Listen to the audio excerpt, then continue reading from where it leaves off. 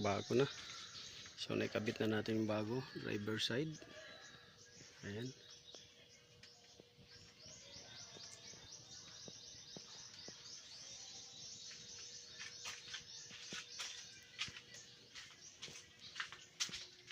So dito naman sa passenger side. Ayan.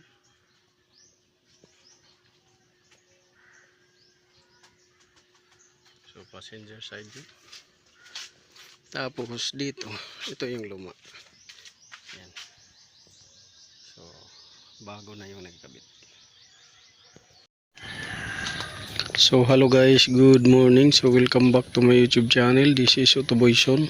So ngayon guys, mayroon tayong idadiagnose Hyundai Accent. Ang problema nito ay nagji-jerking at trap idle. So ngayon, ang gagawin natin ay ating i-scan muna. So yun yung gagawin natin. Tara. So ngayon guys, nandito na tayo. Sinalang na natin yung computer natin. So papaandarin lang muna natin to kay baka lobat. So yan. So dito may check engine siya. Ayan. So mayroon siyang check engine. Ayun.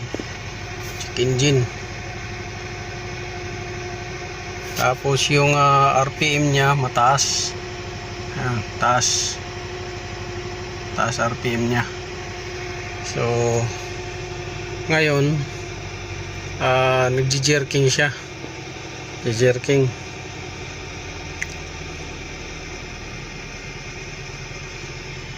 Ayun, bumababa na siya. Tapos malakas yung jerking. So nanginginig yung buong sasakyan.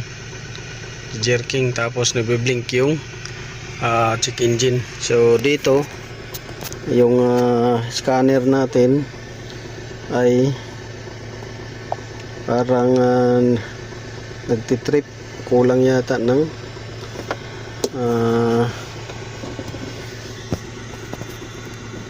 kulang yata to guys ng voltahe. So idadiagnose natin. So tapos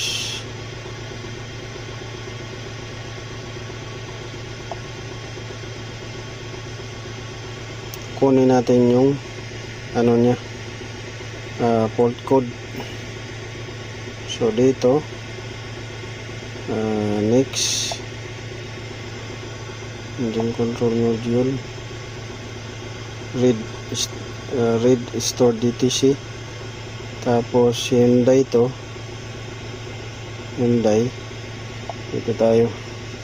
So ang nabasa niya P04 cylinder 4 misfire detected, P02 cylinder home. So ang problema nito ay spark plug. Kung hindi spark plug, ignition coil, kasi halos lahat lumabas. So yan yung fault code niya. So ngayon guys, ang gagawin natin dito guys ngayon ay tatanggalin natin yung spark plug at saka ignition coil. Titingnan natin kung anong nangyayari. So sa mga misfire issue, kadalasan yan spark plug, ignition coil at saka itong injector. Yan. So yan yung gagawin natin. Tatanggalin natin yan. So dito guys, natanggal na natin yung cover. So ang gagawin natin ngayon ay tatanggalin natin tong ignition coil. Ignition coil ang tatanggalin muna natin. Yan.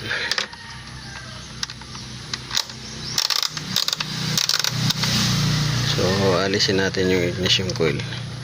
I-check din natin yung condition ng ignition coil kung may jump spark na.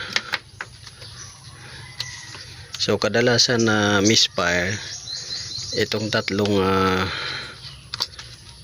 parts lang na to: ignition coil, spark plug at saka yung injector.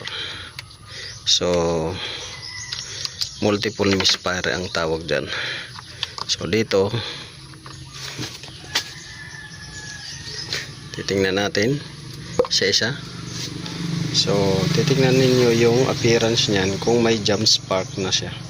Magkulay puti yan siya guys. Yan. So dito so far wala siya. Wala siyang makita. Sa number 2, ayan, yan yung sinasabi ko. Oh, yan. Diba? Yung kulay puti na yan, yan, jump spark na yan siya. Ignition coil yan. Yan. Ignition coil. Yan o. Yan o. Yan. Ignition coil. Nag-jump spark na. Kita nyo dito sa isa. So kulay itim pero nagsusunog na ng langis yung spark plug sa valve cover. Ito naman isa, ganun rin, nag jump spark na. Ignition coil din. Tapos ito naman isa, ganun rin. Yan, jump spark din, ignition coil. So ang susunod natin ay yung spark plug. So kunin muna natin yung pangtanggal spark plug. So ayan na guys, nabunot na natin yung spark plug. So kung kanina nakita natin na halos lahat ng ignition coil ay nagja-jump spark na. So sira na yung ignition coil na halos 4 sila sira. Ito mayroon na ring jump spark sa gilid. So yan, ito tsaka ito talagang nakalabas na yung na jump spark. Ito nag-umpisa na. So matapos natin ma-diagnose yung ignition coil na may defective na, kaya nagje-jerking, low power, nagje-jerking, rough idling, mataas RPM minsan bumababa. Yung sunod natin na ito spark plug. So ito yung spark plug ng number 1. So overtime heated na siya guys. So hindi na nagsusunog ng gusto. Overtime heated na siya. Yan. Overtime heated na. Yan. At saka ito. So spark plug atin na confirm, at saka ignition coil ating na confirm. So next natin bubuksan itong niya, injector. So pwede yan guys, hindi ninyo buksan kung mayroon kayong injector cleaner na aparato, no need na buksan yan. Ang gagawin na lang ninyo guys ay isa lang yung aparato, paganahin at paandarin.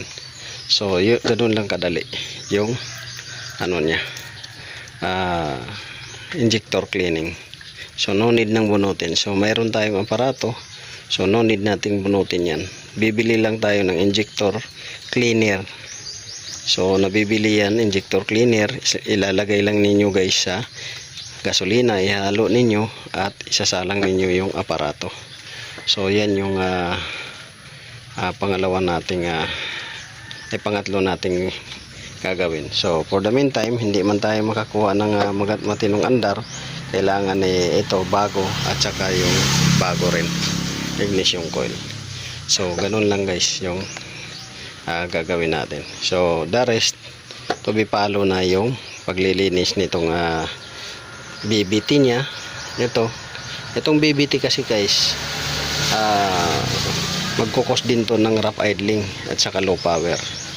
Tapos itong cam sensor dito, yan, ganun rin, magkukos ng low power at saka yung rough idle. So bibilhan muna natin to spark plug at saka yung ignition coil, bibilhan, saka natin to gagalawin. Ito, gagalawin natin yan, BBT, camshaft sensor, at saka itong isa dito. Yan, mayroon pang isa dyan. So yung iba lilinisan natin, yung throttle lilinisan natin yan. throttle. So, kailangan mabilhan muna to.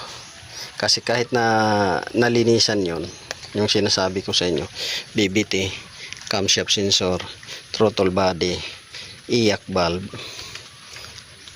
forge valve, at yung oxygen sensor, yun, hindi pa rin tayo makakuha ng matinong andar dahil dito at saka doon, mamamalya pa rin yan. So, ito muna yung first step at saka yun, ignition coil at saka spark plug. So, yun lang. Sana ay nakakuha kayo ng konting kalam guys. So kung nagustuhan nyo yung guys, yung video natin ngayon, don't forget to like, share, subscribe my YouTube channel, Otoboyson. So pakipalo na rin guys ng ating page, Ubic Irish Asarcon. So yun yung profile page ko. So ayun, susunod naman natin is yung ibang sasakyan naman na ating idadiagnose. So yun. So magandang hapon. God bless you all.